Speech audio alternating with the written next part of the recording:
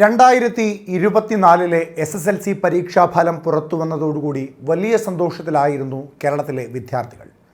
2023 SSLC പരീക്ഷയിൽ 99.70% പേർ വിജയിച്ചിരുന്നുവെങ്കിൽ 2024 വന്നപ്പോൾ അത് 99.69% പേരിലേക്ക് കുറഞ്ഞു. അതായത് 0.01%ത്തിലേക്ക് കേരളത്തിലെ SSLC എഴുതി വിജയിച്ച വിദ്യാർത്ഥികളുടെ ശതമാന കണക്ക് കുറഞ്ഞിരിക്കുന്നു. അതിനേക്കാളൊക്കെ അപ്പുറത്തേക്ക് വിദ്യാർത്ഥികളെ സംബന്ധിച്ച് വലിയ വിഷമത്തിലേക്ക് അവരെ ആഴ്ത്തിയിരിക്കുന്ന ഏറ്റവും പ്രധാനപ്പെട്ട കാര്യം SSLCയിൽ ഉറക്കമുളച്ചൊക്കെ പഠിച്ച വിദ്യാർത്ഥികളെ സംബന്ധിച്ച് അവർക്ക് +1 +2 എന്ന ഉയർന്ന വിദ്യാഭ്യാസം നേടുവാൻ വേണ്ടി കേരളത്തിൽ തക്കതായ രീതിയിലുള്ള സീറ്റ് അവർക്ക് ലഭിക്കുന്നില്ല എന്നതാണ് കാര്യമായ വിഷമം. 2023 അതുപോലെ തന്നെ കഴിഞ്ഞ പിണറായി സർക്കാരിൻ്റെ 2023 കണക്കിലും 2024 കണക്കിലും ഏറ്റവും കൂടുതൽ പേർ A+ കരസ്ഥമാക്കിയ ജില്ല മലപ്പുറമാണ്. 4934 പേരാണ് അവിടെ A+ കരസ്ഥമാക്കിയത്. അത് കഴിഞ്ഞ വർഷത്തേക്കാൾ കൂടുതലാണ്. കഴിഞ്ഞ വർഷവും മലപ്പുറം തന്നെയായിരുന്നു ഏറ്റവും കൂടുതൽ A+ കരസ്ഥമാക്കിയ ജില്ല. അങ്ങനെ വിദ്യാഭ്യാസപരമായി മുൻപന്തിയിൽ നിൽക്കുന്ന വിദ്യാർത്ഥികൾ നിരവധിയുള്ള മലപ്പുറം ജില്ലയിലെ വിദ്യാർത്ഥികൾക്ക് കാര്യമായ രീതിയിൽ ഉപരിപഠനത്തിന് വേണ്ട സഹായങ്ങൾ സർക്കാരിൻ്റെ ഭാഗത്തുനിന്ന് ഉണ്ടാകുന്നില്ല എന്ന ആരോപണം SSLC പരീക്ഷാ ഫലം പ്രഖ്യാപിച്ച് കുറച്ച് ദിവസങ്ങൾ കഴിഞ്ഞപ്പോൾ തന്നെ ആരംഭിച്ചതാണ്. അതിൽ ആദ്യം വലിയ പ്രക്ഷോഭവുമായി മുൻപന്തിയിൽ ഉണ്ടായിരുന്നത് കഴിഞ്ഞ ലോക്സഭാ തെരഞ്ഞെടുപ്പിനോടനുബന്ധിച്ച് ഇടതുപക്ഷത്തിനോട് ചേർന്നിരുന്ന സമസ്ത തന്നെയായിരുന്നു. പിന്നീട് ലീഗും ഈ വിഷയത്തിൽ തീരുമാനങ്ങളും പ്രക്ഷോഭങ്ങളും ഒക്കെയായി മുൻപോട്ട് പോയി. ഇപ്പോൾ മുസ്ലിം ലീഗിൻ്റെ നേതാവ് PK കുഞ്ഞാലിക്കുട്ടി ഈ വിഷയത്തിൽ ശക്തമായ രീതിയിൽ പ്രതികരിച്ചു. അദ്ദേഹത്തിൻ്റെ വാക്കുകൾ കേൾക്കാം. അൺഎയ്ഡഡിലുണ്ട്, IT-യിലുണ്ട്. ഇവിടെ അങ്ങനെയാണോ പറയേണ്ടത്? അതായത് ബാക്കി ജില്ലകളിൽ സീറ്റുള്ള ജില്ലകളിലൊക്കെ കുട്ടികൾക്ക് നന്നായി പഠിക്കുന്ന കുട്ടികൾക്ക് അവർ ഇഷ്ടപ്പെട്ട കോഴ്സിന് ചേരാം എന്നിരിക്കെ ഇവിടെ കുട്ടികൾ എവിടെയെങ്കിലുമൊക്കെ പഠിച്ചാൽ മതി എന്ന് ഗവൺമെൻറ് പറയുന്നത് ന്യായമാണോ? സീറ്റില്ലാത്ത സ്ഥലത്ത് പിന്നോക്ക ജില്ലകളിൽ മലബാറിൽ പ്രത്യേകിച്ചും അതുപോലെ തന്നെ ഇടുക്കിയിലൊക്കെ ഉണ്ട്. പ്രാദേശികമായി പറയല്ല, പ്രാദേശികമായി പറയുന്ന ആളുകളുമല്ല ഞങ്ങൾ. പക്ഷെ പഠിക്കാൻ സീറ്റില്ലാതെ ഇത് ഉന്തിത്തള്ളി കൊണ്ടുപോലെ തുടങ്ങിയിട്ട് വർഷം കുറേയായി. ഈ നിസ്സംഗ ഭാവം ഗവൺമെൻറ് ഈ രണ്ടാം പ്രാവശ്യവും ഇടതുപക്ഷ ഗവൺമെൻറ് വന്നപ്പോൾ 5 കൊല്ലം കഴിഞ്ഞേ പിന്നെ കാര്യങ്ങളൊന്ന് നോക്കി അതിനനുസരിച്ച് സീറ്റ് അനുവദിക്കേണ്ടത് അവരെ കടമയായിരുന്നു. അതവർ ചെയ്തിട്ടില്ല. ഇപ്പോഴും അത് തുടരുകയാണെന്നുണ്ടെങ്കിൽ വലിയ ദുരന്തം ഉണ്ടാവും. ഒരുപാട് കുട്ടികൾ ഇതുകൊണ്ടൊക്കെ തന്നെയാണ് ഇവിടുന്ന് കുട്ടികൾ പുറത്തേക്ക് പോകുന്നതൊക്കെ. കാരണം എന്താ വെച്ചാൽ പഠിക്കാൻ അവസരം കൊടുക്കില്ല. അവർ ഏതെങ്കിലും മറ്റു സ്ഥാപനങ്ങളിലൊക്കെ എവിടെയെങ്കിലും കുട്ടികൾ പോയി പഠിക്കാതിരിക്കുമോ? അതായത് വല്ല പാരൽ കോളേജിലോ അല്ലെങ്കിൽ പൊതുപരീക്ഷയ്ക്ക് ഇരിക്കുക എന്തെങ്കിലുമൊക്കെ ചെയ്യാണ്ടിരിക്കുമോ? പഠിക്കാൻ അവർക്ക് ഇഷ്ടപ്പെട്ട സ്ഥലത്ത് പഠിക്കാൻ നന്നായി പഠിക്കുന്ന കുട്ടികൾക്ക്, മാർക്കുള്ള കുട്ടികൾക്ക് പോലും ഇവിടെ യാതൊരു അവസരം കിട്ടുന്നില്ല എന്ന് പത്രക്കാർക്കറിയാം, എല്ലാവർക്കും അറിയാം. നിങ്ങൾ ആരും അത് ഡിസ്പ്യൂട്ട് ചെയ്യൂലല്ലോ. ഞാൻ പറയുന്നതല്ലല്ലോ, നിങ്ങൾ ആരും ഡിസ്പ്യൂട്ട് ചെയ്യൂല.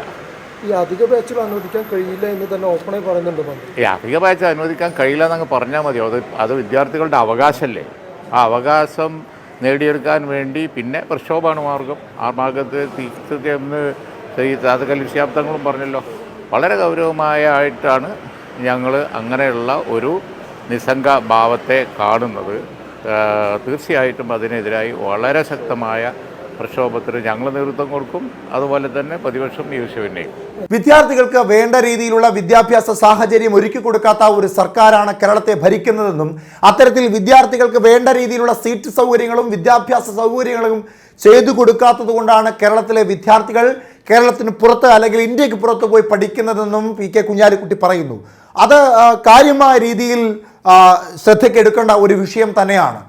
എന്തുകൊണ്ട് വിദ്യാർത്ഥികൾ കേരളത്തിന് പുറത്ത് പഠിക്കുവാൻ പോകുന്നു എന്ന വിഷയത്തിൽ കാര്യമായ രീതിയിൽ ചർച്ചകൾ കേരളത്തിനകത്തും പുറത്തുമൊക്കെ നടന്നിട്ടുള്ള ഒന്ന് തന്നെയാണ്. അതിൽ ഏറ്റവും പ്രധാനപ്പെട്ട കാരണമായി പറഞ്ഞത് സാക്ഷരതയിൽ മുൻപന്തിയിൽ നിൽക്കുന്ന കേരളം, അല്ലെങ്കിൽ വിദ്യാഭ്യാസ രംഗത്ത് മുൻപന്തിയിൽ നിൽക്കുന്ന കേരളത്തിൽ തുടർ വിദ്യാഭ്യാസത്തിന് കാര്യമായ രീതിയിലുള്ള സൗകര്യ സാഹചര്യങ്ങളൊന്നും കേരളത്തില്ല. അതുകൊണ്ട് തന്നെയാണ് കേരളത്തിന് പുറത്ത് മികച്ച സൗകര്യങ്ങളിൽ കാനഡ അടക്കമുള്ള ഇന്ത്യക്ക് പുറത്തുള്ള രാജ്യങ്ങളിൽ പോയി വിദ്യാർത്ഥികൾ ഉപരിപഠനം നടത്തുന്നത്. അതായത് വിജയ ശതമാനം വർദ്ധിപ്പിക്കുന്നതിന് വേണ്ടിയും അല്ലെങ്കിൽ മറ്റ് നേട്ടങ്ങൾക്ക് വേണ്ടിയിട്ടും വിജയ ശതമാനത്തിൻ്റെ കണക്ക് വർദ്ധിപ്പിച്ച് കാണിക്കുകയാണ് ഇവിടുത്തെ കേരള സർക്കാർ.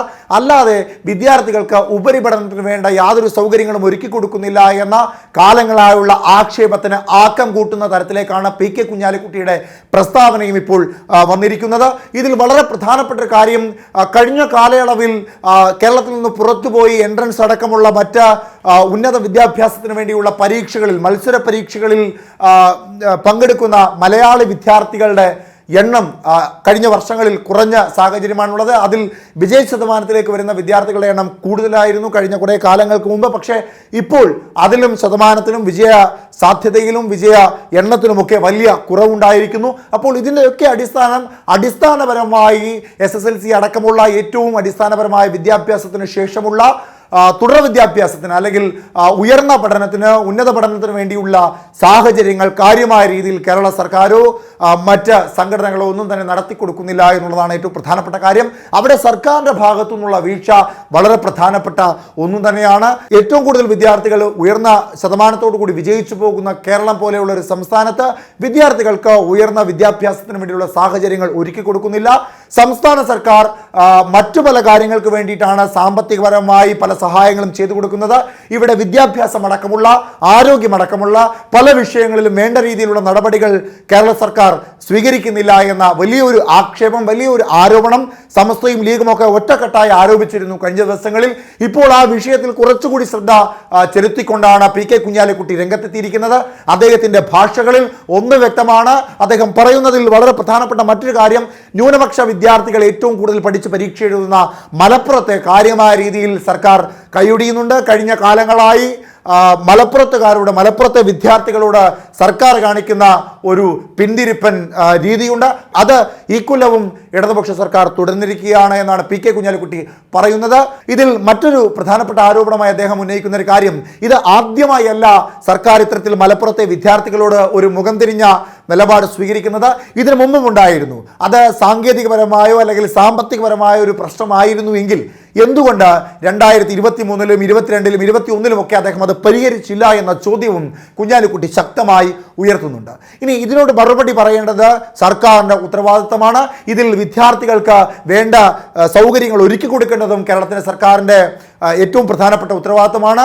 കഴിഞ്ഞ കാലങ്ങളിൽ വിദ്യാർത്ഥികളുടെ കണ്ണിൽ നിന്ന് കണ്ണുനീർ പൊഴിപ്പിച്ചതുപോലെ ഇക്കൊല്ലവും അത്തരത്തിൽ വിദ്യാർത്ഥികളെ കരയിക്കരുത് എന്ന ഒരു അപേക്ഷ കൂടി കേരളത്തിലെ പല പ്രതിപക്ഷ പാർട്ടികളിൽ നിന്നും ആക്ഷേപരൂപേണ ഉയരുന്നുമുണ്ട്. സർക്കാരിനെ വലിയ പ്രതിരോധത്തിലാക്കിയ ഈ വിഷയത്തെ എങ്ങനെയാണ് സർക്കാർ പരിഹരിക്കുന്നത് എന്ന ചോദ്യത്തിന് സർക്കാർ നൽകുന്ന മറുപടി, എയ്ഡഡും അൺഎയ്ഡഡും ഒക്കെ ആയി നിരവധി വിദ്യാലയങ്ങളിൽ കേരളത്തിലുണ്ട്, അവിടങ്ങളിലൊക്കെ പോയി പഠിക്കാമെന്ന ഒരു മറുപടി നൽകുമ്പോൾ എന്തിന് കൃത്യമായ രീതിയിൽ ഉറക്കമുളച്ച് പഠിച്ച വിദ്യാർത്ഥികൾക്ക് എന്തിനാണ് എയ്ഡഡ് അൺഎയ്ഡഡ് സ്കൂളുകളിൽ പോയി സ്വന്തം കാശ് കൊടുത്ത് പഠിക്കേണ്ട ഒരു സാഹചര്യം കേരളത്തിൽ നിലനിൽക്കുന്നു എന്ന ചോദ്യമായിരുന്നു. അവിടെ സർക്കാർ സംവിധാനങ്ങൾ അല്ലെങ്കിൽ സർക്കാർ സ്കൂളുകൾ എന്തുകൊണ്ട് വിദ്യാർത്ഥികളെ പരിഗണിക്കുന്നില്ല എന്ന ഒരു ചോദ്യമായിരുന്നു. ഈ ചോദ്യത്തിനൊക്കെ മറുപടി നൽകേണ്ടത് കേരളത്തിൻ്റെ വിദ്യാഭ്യാസ രംഗമാണ്, കേരളത്തിലെ സർക്കാരാണ്.